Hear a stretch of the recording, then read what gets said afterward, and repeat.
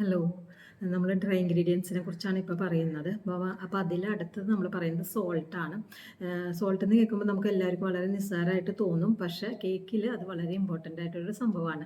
കാരണം നമ്മൾ മധുരം ഉപയോഗിക്കുന്ന ഏതൊരു റെസിപ്പിയിലും ഒരു തുള്ളിക്ക് ഉപ്പിട്ട് കഴിഞ്ഞാൽ അത് ബാലൻസ് ചെയ്യാൻ സഹായിക്കും അല്ലേ?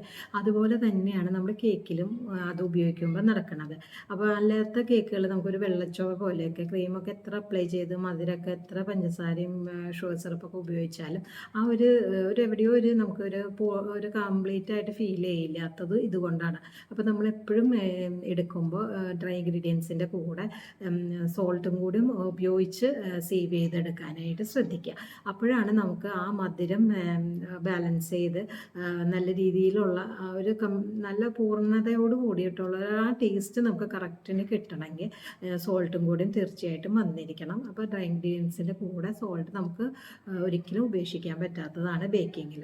ഓക്കെ.